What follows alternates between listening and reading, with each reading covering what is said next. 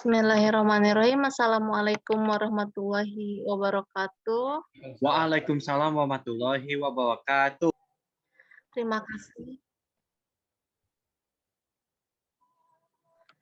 Terima kasih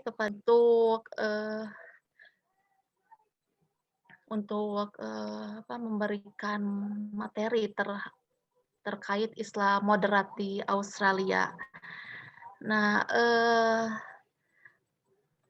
sebelumnya eh, apa salah satu teman saya adalah murid Bapak Raden Muhammad. Kalau Bapak kenal ada alumni Unpad itu jurusan sejarah Hakim Nur Muhammad. Itu salah satu Oh teman saya iya, di ENYU, Pak. iya. Ya, dan iya, beliau Nur Muhammad juga sangat aktif dalam komunitas-komunitas muslim di Canberra. Nah, itu ada, kaitannya dengan Islam moderat yang akan saya paparkan hari ini. Iya. Dia dulu ketua mahasiswa NU di Unpad itu, Oh iya Oh, iya iya. Hakim. Oke, iya iya Pak. iya. Nah, sebentar.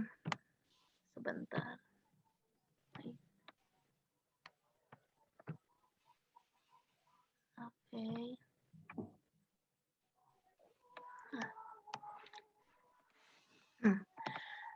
Sebelum nanti kita akan melihat bagaimana potret, Islam moderat di Australia, di sini saya tidak akan, membahas secara luas, Islam moderat di Australia, tapi lebih ke bagaimana Islam moderat di negara tempat saya belajar, yaitu Canberra, Australian Capital Territory. Nah, karakteristik Australia ya, sendiri itu, Australia ini dikenal sebagai negara yang sangat multikultural. Ini sedunia ini Australia adalah negara yang paling multikultural karena, masyarakatnya itu berbeda secara adat istiadat, tempat kelahiran, bahasa, dan agama. Nah, menurut sensus tahun 2016, 49%, ini hampir 50% ya, orang Australia ini lahir di negara luar dan memiliki orang tua yang lahir di negara luar. Jadi kalau, melihat latar belakangnya, orang-orang Australia yang ada sampai saat ini itu bukan cuma, orang-orang yang dibawa oleh Inggris pada abad ke-18 ke Australia, tapi ada imigran-imigran, baik itu muslim maupun non-muslim, sekarang sudah menjadi penduduk, Australia.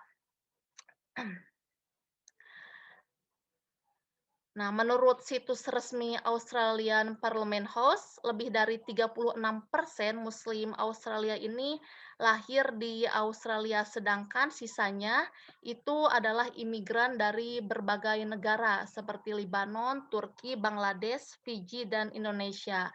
Nah, melihat latar belakang muslim yang ada di Australia ini, kita sudah kebayang ya bahwa latar belakang keislamannya pun berbeda. Berarti ada berbagai mazhab di Australia yang dianut oleh para muslim di Australia ini. Nah, muslim dari berbagai negara tersebut ada yang pakai kerudung, burka, tapi kebanyakan tidak ya. Seperti contohnya di Canberra sendiri itu, saya hampir tidak pernah selama 2 tahun belajar di Australia, di Canberra, saya hampir tidak pernah melihat orang muslim memakai burka. Tapi kalau berkerudung itu masih banyak ya, terutama yang dari di Indonesia. Tapi kalau muslim yang datang bukan dari Indonesia atau Malaysia seperti, dari, Bangladesh, kemudian dari Irak, itu banyak juga yang tidak memakai kerudung, gitu. Meskipun ada beberapa konflik ya Islamofobia, mayoritas muslim di Australia ini mengakui mendapatkan perlakuan yang wajar dari orang, Australia asli. Nah, ini kasus-kasus Islamofobia seringkali terjadi, tapi lebih ke yang mendapat diskriminasi atau perlakuan tidak baik itu adalah muslim wanita yang menunjukkan Islam statement-nya ya, daripada pria yang tidak terlihat apakah dia itu muslim atau bukan. Nah, apakah latar belakang multikultural ini penting? Nah, latar belakang multikultural tadi yang berbeda agama, kemudian suku dan bahasa, ini juga berkaitan dengan adanya kebijakan politik ya dari pemerintah yang lebih longgar terhadap orang-orang yang berbeda latar belakang tadi. Makanya ada kebijakan-kebijakan yang berkaitan dengan multikultural.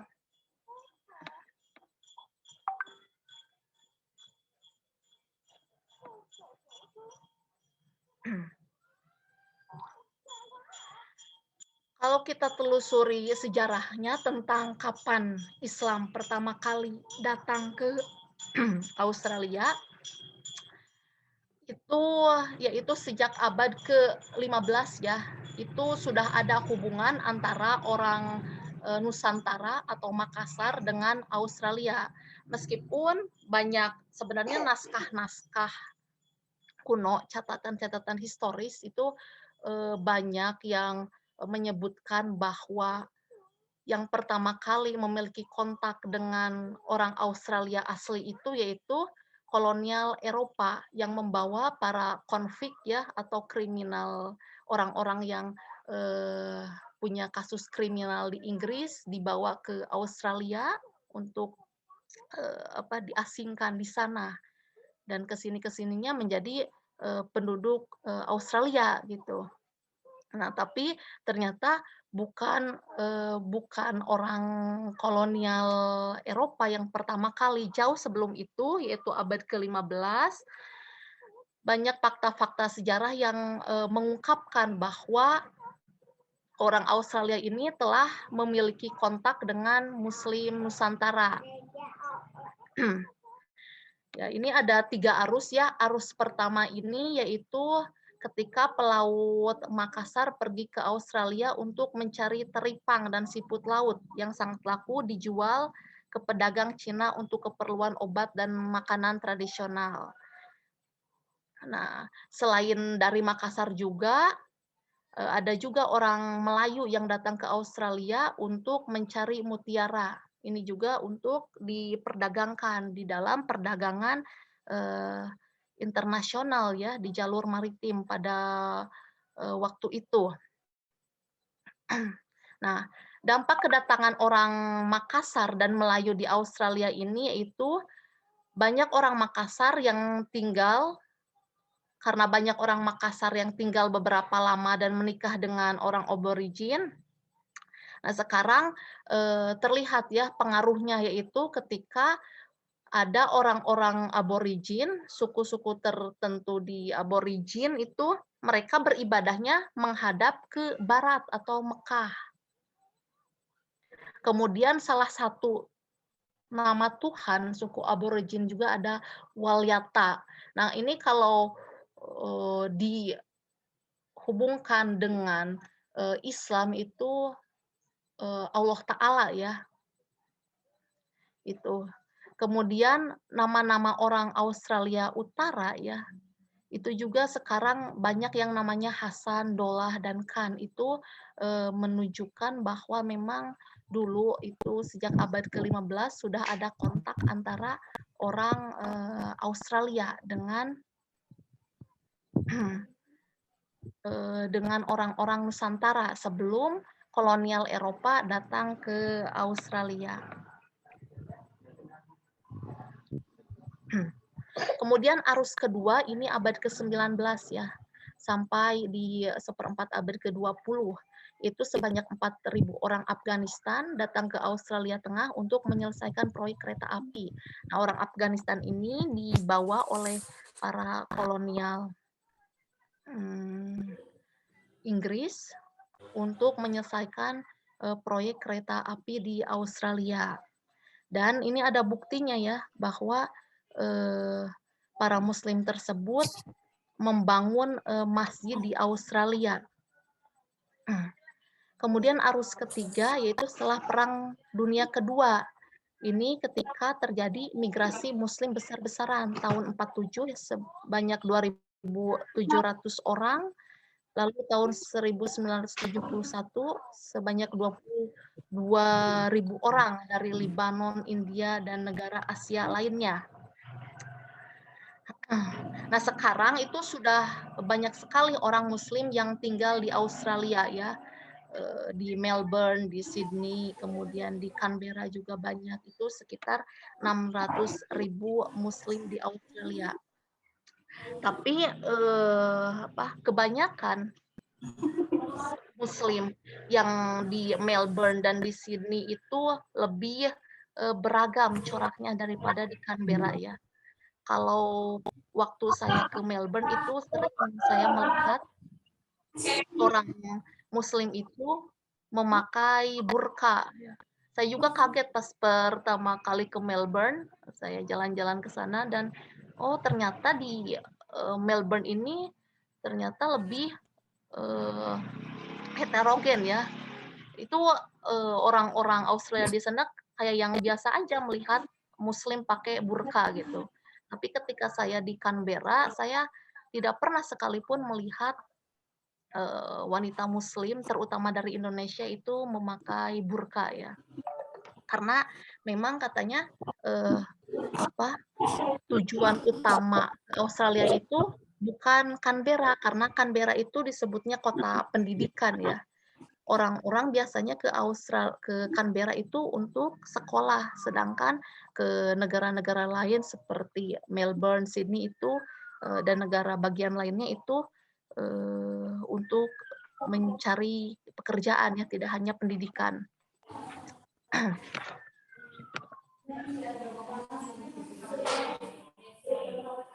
Nah, masjid pertama di Australia ini berdiri abad ke-19, yaitu Mari Mosque, yang dibangun oleh komunitas Afghanistan di Australia bagian selatan.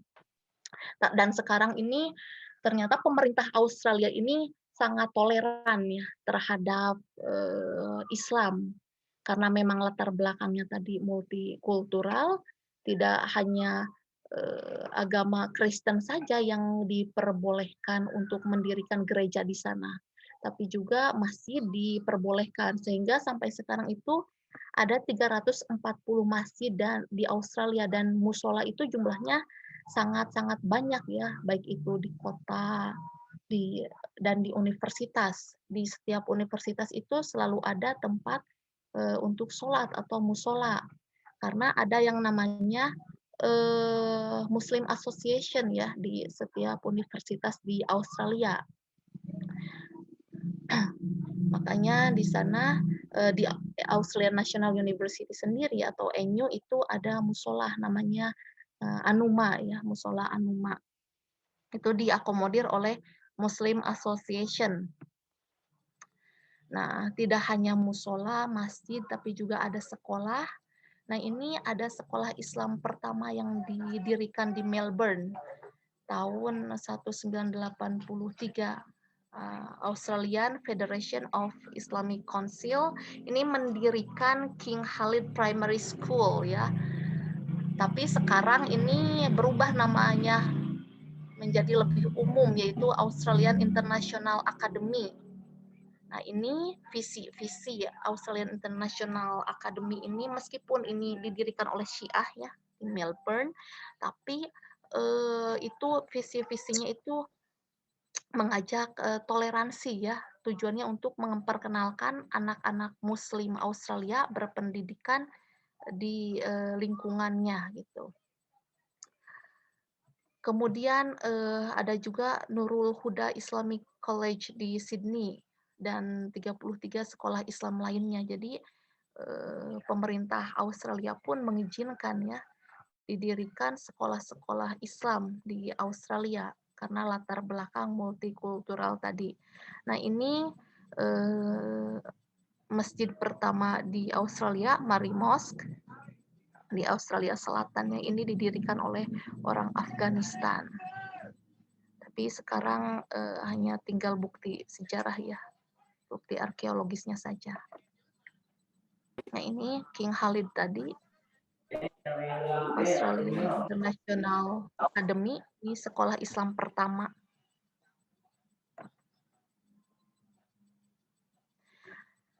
Ketika Islam sudah berbaur dengan masyarakat Australia, nah bagaimana respon masyarakat terhadap Muslim ya? Apakah latar belakang multikultural tadi berarti tidak ada masalah dengan Muslim? Ternyata masih ada ya masalah mengenai Islamofobia. Berdasarkan survei tahun 2020, ini sekitar 37% peserta yang disurvei ini, mereka masih memandang Islam itu sebagai agama yang kurang baik gitu. Dan 18% Muslim responden pernah mengalami perlakuan yang tidak baik di tahun 2020 karena warna kulit mereka, etnik, dan agama ya, terutama agama Islam. Nah, diskriminasi yang terjadi ini dalam bentuk kekerasan, kemudian meme, kemudian postingan di sosial media, grafiti, ya, vandalisme di masjid-masjid, dan lain sebagainya. Bahkan setelah peristiwa 11 September, WTC ya, World Trade Center di Amerika ini, banyak Islamofobia terjadi ketika melihat wanita Muslim yang berkerudung dan menganggap Muslim teroris dan ajarannya itu tidak benar. Itu stereotip pandangan orang-orang Australia ya, non-Muslim terhadap Muslim, terutama ketika melihat mereka yang berkerudung. Ini sekedar cerita saja ya. Dulu pas waktu saya ke Sydney Airport kan, dari Indonesia ke Sydney dulu sebelum ke Canberra memakai bus. Itu saya pernah mendapatkan perlakuan yang tidak baik oleh petugas bandara ya, karena saya pakai kerudung dan waktu itu saya sendiri, tidak bersama suami dan teman-teman. Jadi saya digiring ke pintu khusus oleh 2 wanita, orang bule asli ya Australia, terus orang India yang kayaknya Australia India gitu. Kemudian koper saya dibuka, terus laptop saya dibawa, HP saya ditelusuri, ini katanya tulisannya apa gitu. Kemudian kalau di koper saya, mereka itu menemukan sebuah kertas, padahal itu shopping list ya, dan salah satu tulisan untuk artikel saya gitu, jadi coret-coret di kertas tersebut, itu pun ditanya, ini katanya isinya tentang apa gitu. Jadi itu menurut saya kayak yang diinterogasi gitu, dan kayaknya mereka itu curiga bahwa saya itu ada kaitannya dengan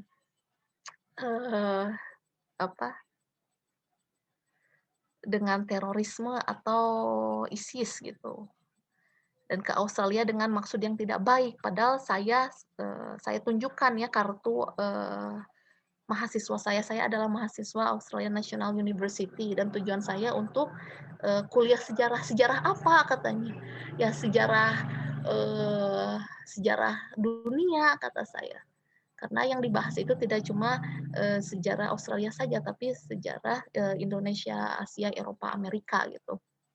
Dan itu pun mereka curiga gitu. Itu salah satu diskriminasi yang saya dapatkan. Itu sampai 1 jam saya diinterogasi oleh petugas bandara gitu. Itu salah satu pengalaman yang kurang baik ya. Itu menunjukkan bahwa memang meskipun Australia adalah negara yang multikultural, itu ada saja yang masih memandang tidak baik Muslim, terutama yang menunjukkan Islamic statement, yaitu dengan berkerudung gitu. Nah, ini pandangan non-Muslim Australia terhadap Muslim ya. Muslim ini dianggap berpotensi sebagai teroris. Kemudian tidak ada tempat bagi Muslim di Australia. Muslim harus meninggalkan kultural praktisnya dan mulai berasimilasi dengan budaya Australia. Nah ini. Nah, kemarin tahun 2019 ini ramai ya di Facebook, di sosial media, kemudian di seluruh dunia tentang penyerangan Muslim di New Zealand, di Christchurch ya, terhadap Muslim yang sedang melakukan sholat Jumat. Nah, ini ternyata ada dampaknya terhadap Muslim di Australia. Di hari itu juga ya terjadi vandalisme di masjid-masjid di Australia. Itu ternyata ketika ada orang yang berani secara terang-terangan membenci Islam, itu ada orang-orang Australia yang benci terhadap Islam pun melakukan vandalisme pada hari itu. Tapi setelah itu ada kebijakan dari pemerintah untuk mengamankan masjid-masjid di Australia ya supaya tidak terjadi peledakan tadi.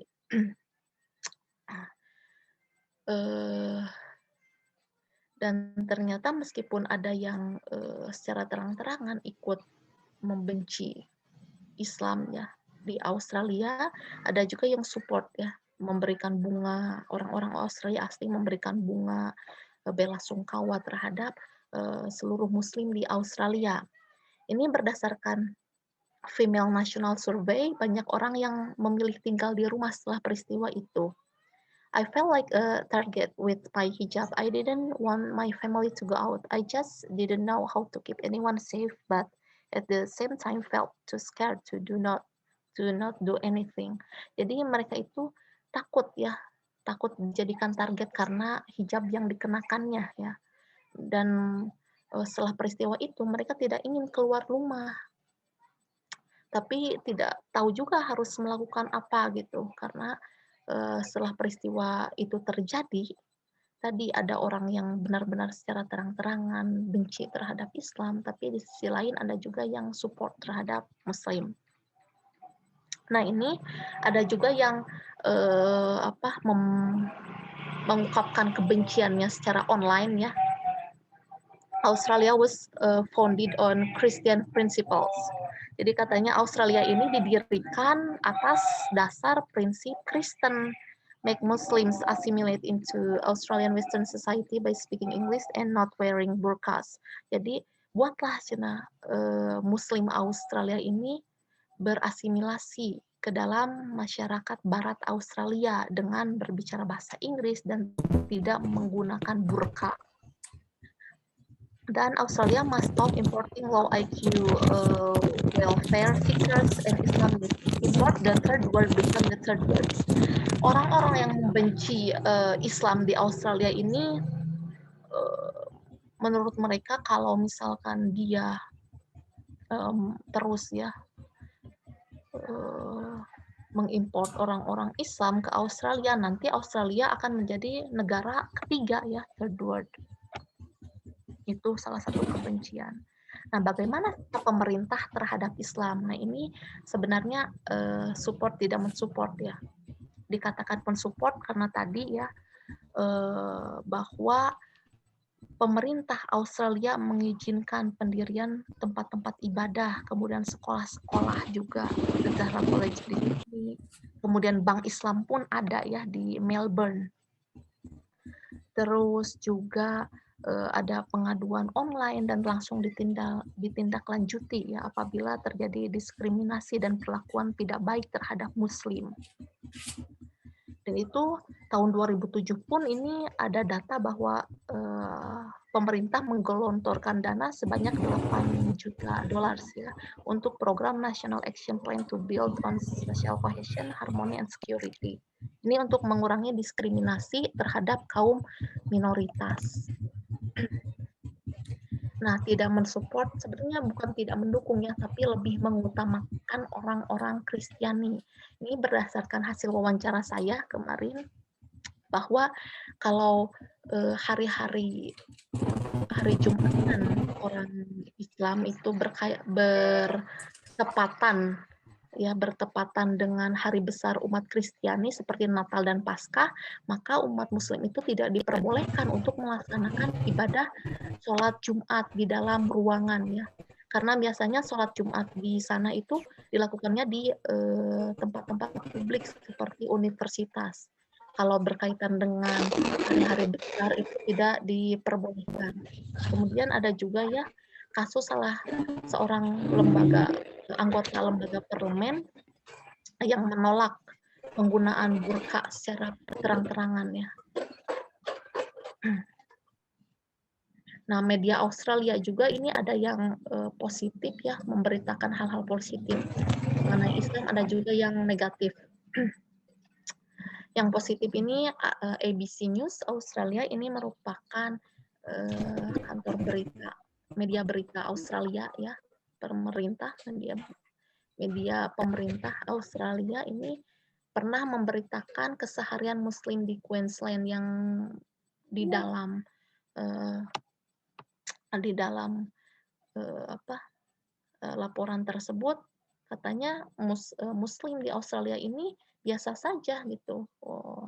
Tidak ada yang kecenderungan terhadap cenderung Islam kanan ya atau radikal ingin mengubah Australia menjadi negara khilafah, itu tidak ada yang seperti itu. Biasa saja katanya. Tapi ada juga media Australia yang di dalam suatu acaranya ini mengolok-olok Muslim gitu. Nah, komunitas Muslim di Australia ini banyak sekali ya, tapi beberapa yang ada kaitannya dengan Muslim Indonesia ini ada AIMFAC, yaitu Australia Indonesian Foundation in ACT, Canberra, kemudian ANUMA, New Muslim Association, dan Indonesia. Kalau di komunitas Indonesia itu Hataman, Yusikum, Pengajian Keluarga. Nah, kita langsung ke Muslim di Canberra ya, bagaimana potret Islam di Canberra, Australian Capital Territory. Atau kalau di Indonesia katanya itu ibu kotanya Australia ya. Ini presentase Muslim Indonesia di Australia ini sekitar 19,4% ya. Kemudian profesinya ini ada mahasiswa, pekerja kantoran, ya, baik itu bekerja di Kedutaan Besar Indonesia, kantor pajak, kemudian dosen, dan lain sebagainya. Ada juga pekerja kasar dan ibu rumah tangga. Nah, kalau pekerja kasar dan ibu rumah tangga ini kebanyakan itu yang ikut istri atau suaminya ya, yang sebagai mahasiswa lalu bekerja dan cuma jadi ibu rumah tangga saja di rumah. Nah, ini tempat beribadahnya ini banyak sekali. Ada Yarrumla Mosque, ini dikenal sebagai masjidnya Canberra. Kemudian Enyuma Musola, CIC, Canberra Islamic Center, ini pusat komunitas Islam di ACT, ya, Australian Capital Territory ini di sini di CIC, Canberra Islamic Center, dan musola ya, banyak sekali di kampus-kampus Canberra lainnya. Nah, organisasi dan komunitas tadi ada AIMFAC, Yusikum, dan Hataman Canberra. Nah, corak Islam orang atau Muslim di Canberra ini mayoritas Syafi'i ya. Nanti terlihat dari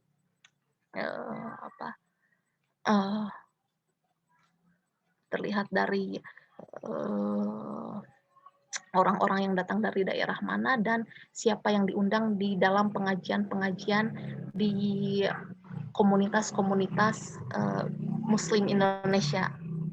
Nah, makanan ini banyak sekali ya, Indonesian halal food, kemudian halal market di hampir semua pasar di Canberra ini punya gitu halal marketnya atau toko-toko yang menyajikan makanan halal. Dan wanita Muslim Indonesia di Canberra ini ada yang memakai hijab, ada juga yang tidak. Dan kata saya tadi, saya belum pernah melihat wanita Indonesia di Canberra ini memakai burqa.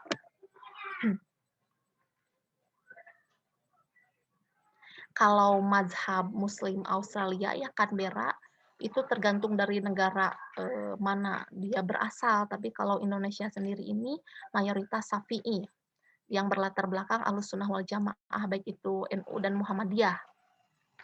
Nah, ini terlihat tadi kok ketika ada acara-acara ya, misalkan memperingati Isra Mi'raj atau Maulid Nabi, itu sering mengundang ustadz-ustadz dari Indonesia ya, baik itu Ketua Umum Muhammadiyah Pusat ini pernah diundang ke Canberra, dan Ustadz Abdul Somad pun ini dipilih sebagai ustadz yang berceramah ketika menyelenggarakan Isra Mi'raj di Canberra. Ini mayoritas orang-orang di komunitas Muslim Indonesia mengajukan untuk memilih Ustadz Abdul Somad saja sebagai penceramah di peringatan tadi Isra Mi'raj. Nah, Islam di Australian Capital Territory ini bisa disebut sebagai Islam yang moderat ya. Karena tadi mayoritas Muslim di Canberra ini adalah mahasiswa yang rata-rata itu berpikirannya terbuka, toleran, dan tidak keluar dari jalur Islam. Tidak kanan, tidak kiri, tapi di jalur tengah, yaitu karakteristik Muslim di Canberra yang kebanyakan itu adalah mahasiswa. Nah, kemudian adanya komunitas Muslim Indonesia seperti Yusikum, Hataman, dan pengajian keluarga ini membuka ruang diskusi beragama yang sangat moderat. Ini terlihat dari isi dakwahnya para ustadz yang diundang. Ini tidak menggiring pada fundamentalisme atau radikalisme. Ini tema-temanya pun sejarah dan hikmah Isra Mi'raj, kemudian meneladani Nabi Muhammad SAW dalam kehidupan multikultur dan lain sebagainya.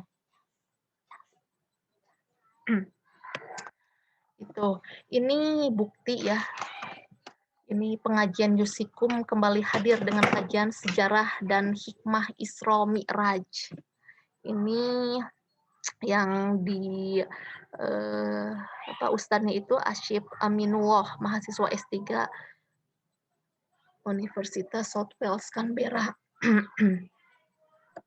Kemudian ini juga undangan tablik akbar ya, meneladani Nabi Muhammad SAW dalam kehidupan multikultural. Ini bersama Ustadz Abdul Somad.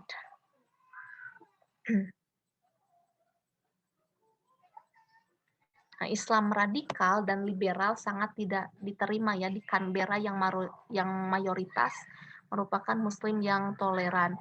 Ini buktinya saya pada sebuah wawancara ya yang saya lakukan kepada salah satu Muslim yang pernah tinggal di Canberra dan tergabung dalam komunitas Hataman ya, mengatakan bahwa itu bahkan di dalam komunitas-komunitas WA group itu dilarang kalau misalkan obrolan-obrolannya itu menggiring pada hal-hal yang berbau radikal ataupun fundamentalis ya. Dan itu kalau misalkan ada obrolan-obrolan yang menggiring seperti itu akan diluruskan oleh anggota komunitas lainnya, terutama oleh ketua komunitas Muslim itu sendiri ya. Contohnya gini, katanya ini ada mahasiswa di salah satu gedung ya di kampus, itu membuang sampah di sana-sini. Lalu ada yang mengomentari, ledakan saja gedungnya gitu, padahal itu sebuah candaan saja. Lalu itu ada reaksi dari anggota yang lain ya. Jadi katanya harus dihindari komentar-komentar yang sangat sensitif tersebut. Nah, itu ya.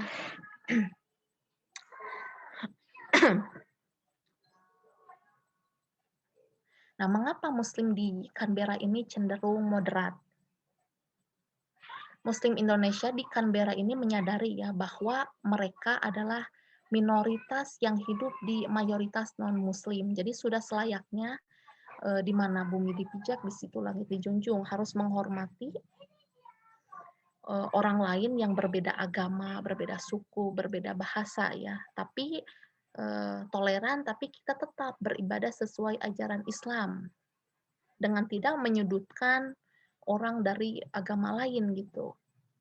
Nah, ini menjadi Muslim moderat adalah metode Islam halus ya untuk menarik non-Muslim untuk masuk pada Islam, untuk tertarik pada Islam dan bahkan bisa menjadi mu'alaf ya. Sebaliknya kalau misalkan Islam yang dilakukan dengan cara yang radikal itu akan membuat non-Muslim fobia terhadap Islam ya. Tidak radikal saja, moderat saja itu masih banyak yang fobia terhadap Muslim, apalagi kalau misalkan ajaran-ajaran atau dakwah-dakwah kita cenderung garis keras, itu akan semakin banyak yang memunculkan fobia-fobia terhadap Islam dan Muslim itu sendiri. Nah, mayoritas Muslim di Canberra itu adalah orang-orang yang berpendidikan, meskipun tadi ya para pekerja kasar, kemudian ibu-ibu rumah tangga, tapi latar belakang mereka adalah orang-orang yang berpendidikan dari Indonesianya. Ada yang di Indonesianya mereka udah menamatkan S2 dan kebanyakan S1 gitu. Jadi secara pikiran, jalur berpikir mereka itu sangat terbuka dan toleran, apalagi melihat kondisi Australia yang merupakan negara multikultural. Dengan demikian toleransi ini sangat diutamakan. Nah, ini salah satu foto ya komunitas Yusikum yang mengadakan pertemuan setiap minggu. Jadi ini pertemuannya itu sering melakukan pengajian baik itu indoor maupun outdoor. Ini di sini terlihat ya bahwa ada yang tidak memakai kerudung, dan kita karena dakwahnya secara halus, moderat, tidak secara radikal fundamentalis, jadi kita ajak saja untuk mencoba bergabung di komunitas Muslim. Nah, ini ketika Dr. Haidar Nasir, Ketua Umum Pimpinan Pusat Muhammadiyah, diundang untuk menjadi pembicara ya di KBRI Canberra ketika Idul Fitri. Ini ada pengajian juga, pengajian anak-anak di musola di Enyu, di Anuma. Ini adalah salah satu program dari komunitas Muslim Indonesia di Canberra, yaitu dengan mengajarkan pendidikan Islam ya terhadap anak-anak Muslim di Australia. Ini saya sholat di perpustakaan, dan meskipun di pinggir dan di belakang saya ada orang yang sedang belajar dan berlalu lalang mencari buku, ini mereka biasa saja gitu, karena mungkin sudah biasa melihat Muslim yang melakukan ibadah. Ini saya ketika Idul Fitri di KBRI, dan ini ketika Idul Fitri berlangsung pun ada yang pakai kerudung Muslimnya, ada yang enggak ya. Ini pengajian tablik akbar Ustadz Abdul Somad, itu semua orang ya, baik itu dari luar Canberra maupun dari wilayah Canberra sendiri datang untuk menyaksikan tablik akbar Ustadz Abdul Somad. Dan ini salah satu panitianya itu tadi Hakim ya, Hakim Nur Muhammad, yang ini musola Enyu. Ini Muslim dari berbagai negara termasuk Indonesia. Ini sholatnya di sini, tapi ini jauh dari perpustakaan ya. Dari perpustakaan utama di Enyu. Itu jauh sekali. Jadi tadi saya kalau misalkan sholat kadang-kadang di perpustakaan. Nah, ini masjid di Canberra.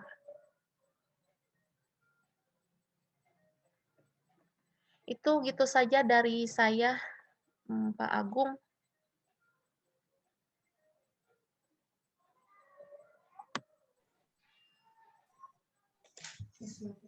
Bu Wina tiasa ditutup fotonya biar sendiri. Oh iya. Iya. Untuk dokumen aja. Oh, bentar.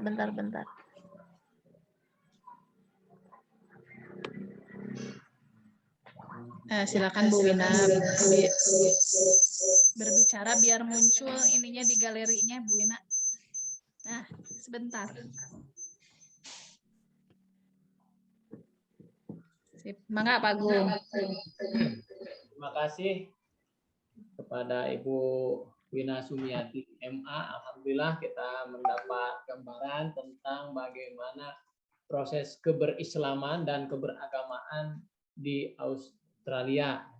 Dengan demikian mungkin kita bisa mengambil sebuah benang merah bahwa pemateri kita ini berangkat dari kajian lokal, ya, kemudian disambung dengan kajian nasional atau moderasi beragama secara nasional, kemudian yang terakhir moderasi beragama di tingkat internasional. Alhamdulillah, jadi lengkap pemateri kita ini. Meskipun sangat disayangkan dan kami selaku panitia sangat mohon maaf kepada para peserta bahwa dua pemateri kita sudah left dikarenakan kesibukan masing-masing. Pak Dr. Dadan sudah meninggalkan Zoom karena ada acara di luar kampus. Juga Pak Dr. Raden Muhammad Mulyadi juga. Beliau menyampaikan kepada kami ada rapat yang tidak bisa ditinggalkan. Nah, sehingga barangkali di antara rekan-rekan, teman-teman sekalian ada pertanyaan dan hal ihwal yang ingin didiskusikan, sebagaimana yang tadi saya mendapat arahan dari Pak Kajur, dari Pak Dr. Syafruddin, karena kondisi para pemateri tinggal satu yang masih berada di ruangan, maka pertanyaan-pertanyaannya akan kami tampung dulu. Nanti diskusinya bisa kita lanjut di sesi kedua. Ya. Sesi kedua itu jam 1 mungkin, Bu ya. Mohon kepada panitia informasinya. Kita mulai masuk lagi jam berapa? Jam 1 ya? Atau setengah 1? Iya Pak. Dipersilakan untuk teman-teman sekarang barangkali ada yang akan menyampaikan dulu pertanyaan, akan kami tampung dulu, nanti kita bisa diskusikan. Silakan. Ya. Karena kita sampai setengah 12 saja.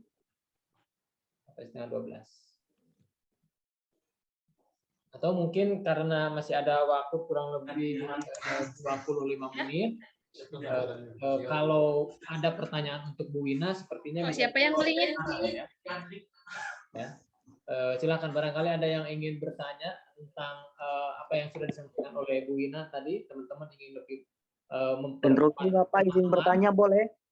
Silakan, kepada siapa? Kalau bukan untuk Bu Wina, kami tampung dulu nanti di sesi kedua. Tapi kalau ini untuk Bu Wina. Oke, silakan pertanyaannya. Siapa ini teh? Mana tadi? Habib Al-Hafidz. Ya, Habib Al-Hafidz. Ya, silakan Tin. Oke, siap. Assalamualaikum warahmatullahi wabarakatuh. Bismillah. Sebelumnya izin bertanya, Ibu Wina Sumiati. Saya ingin bertanya masih terkait negara kangguru ya, Australia.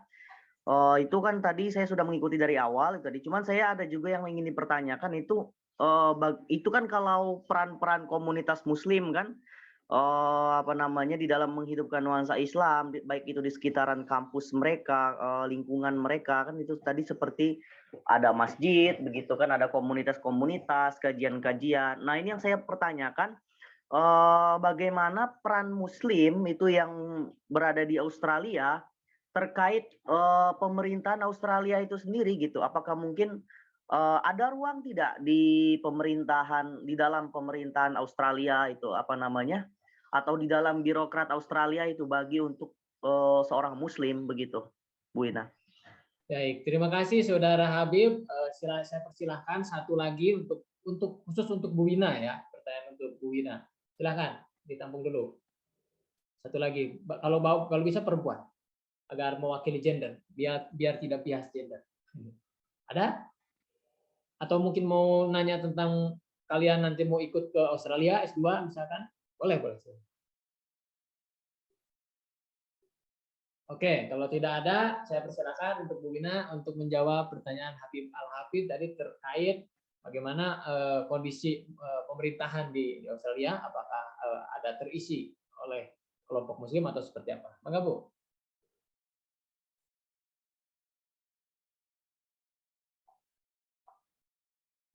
Baik, Habib. Ya, baik, Habib. Terima kasih telah bertanya ya. mengenai pemerintahan di Australia, apakah diisi oleh orang Muslim? Ini kebanyakan ya yang mengisi birokrasi, terutama di parlemen itu adalah orang Australianya sendiri gitu, dari kalangan orang-orang berkulit putih. Sedangkan Muslimnya sendiri itu cenderung mengisi lembaga-lembaga di bawah seperti tadi kata saya ada Muslim yang memang menjadi pekerja di kantor pajak ataupun dia menjadi dosen di universitas gitu. Tapi kalau untuk orang yang pembuat kebijakannya sendiri itu eh, belum terisi oleh Muslim ya. Bahkan orang-orang Cina pun sendiri yang sudah lama ya dan sangat banyak di Australia itu sangat sedikit. Kebanyakan itu orang-orang berkulit putih ya. Tapi meskipun ini parlemen di Australia ini diisi oleh orang-orang berkulit putih ya, mayoritas oleh orang berkulit putih, tapi kebijakan yang dikeluarkan pun itu masih toleran ya terhadap Muslim di Australia. Karena memang latar belakangnya tadi Australia ini diisi oleh masyarakat yang multikultural gitu. Oke, baik Ibu. Artinya tapi tidak ada kebijakan-kebijakan yang merugikan umat Muslim yang berada di Australia, begitu Ibu? Tidak ada kebijakan yang merugikan. Kebijakannya itu sangat toleran ya, tidak hanya terhadap Muslim tapi terhadap umat beragama lain. Nah, dan uniknya meskipun ada Islamofobia ya di Australia terhadap orang-orang Muslim, tapi banyak juga orang Australia yang tertarik untuk memeluk agama Islam gitu. Gitu. Dan menurut data pun itu penganut agama Islam ya, yang paling apa sih namanya angka presentase meningkat ya, presentase peningkatan orang yang masuk agama ya, agama Islam itu paling tinggi daripada presentase orang yang masuk ke dalam agama lain gitu. Ini membuktikan bahwa dakwah Islam yang toleran di Australia ini efektif ya, gitu. Tapi sejauh ini tidak ada kebijakan yang merugikan Muslim atau umat beragama lain. Kalaupun ada diskriminasi yang terjadi di Australia itu adalah tergantung pribadi orangnya sendiri yang fobia terhadap Islam gitu. Tapi sejauh yang saya ketahui berdasarkan wawancara ya kemarin terhadap Muslim yang pernah tinggal beberapa lama di Canberra, Australia, itu yang kebanyakan yang melakukan kayak hate speech kayak gitu, kemudian neriakin orang-orang Muslim ya, terutama yang pakai kerudung, itu rata-rata anak yang bukan anak-anak berpendidikan tinggi, tapi masih anak-anak SMA gitu di jalan sambil pakai mobil, dia neriakin fuck gitu ke orang-orang Muslim yang pakai kerudung gitu. Kalau kebijakan dari pemerintah tidak ada yang menyudutkan ya umat beragama manapun gitu. Ya, Baik, seperti terima demikian, kasih Habib. Bu. Iya. Oke, ada lagi? Ada waktu 10 menit lagi sampai setengah 12 yang mau bertanya kepada Bu Wina.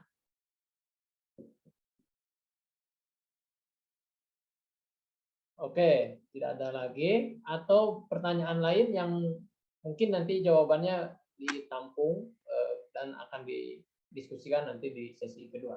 Ada pertanyaan lain barangkali yang tidak ke Bu Wina? Izin bertanya, Pak. Hana Nadifah Rahman, silakan. Sebelumnya mohon maaf saya izin off cam. Saya izin bertanya kepada Bu Wina ya. Tadi kan disampaikan oleh Ibu bahwa Ibu sendiri pun mendapatkan begitu ya diskriminasi yang ada di sana gitu. Nah, mungkin pertanyaan saya bagaimana gitu Ibu menyikapi hal-hal tersebut. Jadi bagaimana Ibu bisa melewati persoalan seperti itu gitu, Bu. Mungkin itu Bu pertanyaannya. Terima kasih. Nah, ini barangkali sebagai antisipasi nanti Hana Nadifah mungkin mau ke Australia, takut digitukan lagi harus kayak gimana katanya Bu? Iya, ini di Australia ini ada yang namanya pengaduan online ya. Jadi kalau misalkan kita diserang, baik itu verbal maupun nonverbal, ini bisa mengadu, baik itu online maupun ke petugas lainnya gitu, yang berada di lokasi tersebut, seperti di bandara tadi. Nah, kalau saya sendiri waktu itu saya langsung menghubungi ya komunitas Muslim di Canberra tadi, komunitas Yusikum. Saya mengatakan bahwa saya mendapatkan perlakuan tidak baik di bandara ya karena Islamic statement saya yang pakai kerudung gitu. Saya diinterogasi selama 1 jam oleh pihak bandara gitu. Dia orang-orang Muslim yang tergabung dalam komunitas Yusikum menyarankan kepada saya adukan saja adukan saja ini websitenya gitu, atau kamu juga bisa ngadu ke security lain di bandara gitu. Itu. Dan itu katanya kalau misalkan kita mengadu ya, itu bisa langsung ditindaklanjuti, orang yang melakukan diskriminasi terhadap kita bisa mendapatkan sanksi gitu ya. Dan ternyata saya bukan orang yang pertama. Beberapa bulan sebelumnya itu katanya ada juga orang Indonesia, wanita Muslim yang pakai kerudung mendapatkan perlakuan yang sama laptopnya dibuka-buka, apa isi laptopnya, HP-nya dibuka-buka gitu. Takutnya ada hal-hal yang berkaitan dengan Islam radikal gitu. Nah, tadi saya telusuri kok kenapa ya itu terjadi tahun 2017. Kenapa saya mendapatkan perlakuan yang tidak baik gitu. Kenapa targetnya saya gitu, wanita yang pakai kerudung. Dan ternyata di tahun 2017 itu sempat ada rentetan 3 kasus terorisme yang terjadi di Australia. Dan itu dilakukan oleh orang-orang Muslim. Dan wanita berkerudung menjadi korbannya gitu, termasuk saya gitu. Itu jadi bisa ya antisipasinya itu melaporkan ya secara online di pengaduan online atau melapor langsung ke petugas yang ada di bandara. Karena tidak semua orang Australia itu takut terhadap orang-orang Muslim. Ada juga yang sangat toleran. Hanya 1-2 saja gitu yang takut melihat orang-orang Muslim, terutama yang pakai kerudung gitu. Itu ya. Ya, gimana, Saudari Hana? Ya, alhamdulillah. Bu, terima kasih juga Ibu atas berbagi pengalaman dan juga Iya. jadi insight baru bagi saya sendiri. Oh. Terima kasih Bu. Baik. Iya, sama-sama. Sebelum ditutup, dari pernyataan dan pengalaman Bu Wina itu kita bisa mengambil pelajaran bahwasanya apabila kita menunjukkan perilaku-perilaku yang moderat, yang wasatiyah, maka kelompok-kelompok di luar Islam pun akan apresiasi kepada kita. Ya, kalaupun ada yang melakukan Islamofobia itu semata-mata karena ketidaktahuan mereka, ya, atau mungkin juga karena mereka melihat hanya segelintir oknum-oknum umat Islam yang membuat citra agamanya rusak. Ya, jadi kita bisa mengambil pelajaran bahwasanya kita bisa diperlakukan secara baik apabila kita memperlakukan orang lain secara baik pula. Dalam bahasa populer kan jangan pernah mau kalau kita tidak mau dicubit, maka jangan kita mencubit orang lain. Dari pernyataan-pernyataan dan pengalaman Bu Wina sangat nampak sekali akan hal itu. Ya, Bu Wina sebagai orang yang mengedepankan perilaku moderat gitu ya, itu bisa selesai kuliah di Australia. Ya, meskipun ada ya 1-2 hambatan seperti tadi, ya tetapi itu semata-mata dilakukan oleh orang-orang yang tidak tahu saja. Atau mungkin karena mereka tahu Islam itu dari sekelompok orang-orang yang membuat citra Islam menjadi buruk. Maka kita mengajak, mari untuk diri kita, untuk semuanya, jangan sampai menjadi kelompok umat Islam yang membuat orang non-muslim itu menjadi takut, menjadi Islamofobia. Mari kita kedepankan rahmah. Sebagaimana tagline-nya umat Islam, ya, rahmatan lil alamin. Dan bagaimana jargon Allah Subhanahu wa Ta'ala mengatakan bahwa dirinya lah Ar-Rahman Ar-Rahim. Maka kita sampaikan Rahman dan Rahim itu, tunjukkan itu. Ya, sebagaimana juga dalam Al-Quran, dalam surat Al-Baqarah ayat ke 143, yang bunyinya wa kadzalika ja'alnakum ummatan wasaton litakunu syuhada 'alan nas. Jadi hendaklah di antara kita ini, kalian ini umat Islam itu harus menjadi umat wasatiyah, umat yang moderat, umat yang pertengahan, agar nanti bisa menjadi saksi atas perbuatan umat manusia. Apalagi di Indonesia ini adalah bangsa yang sangat majemuk, bangsa yang sangat plural, ya, bangsa yang memang tidak bisa diseragamkan. Maka yang berbeda jangan disamakan, yang sama jangan dibedakan. Ya.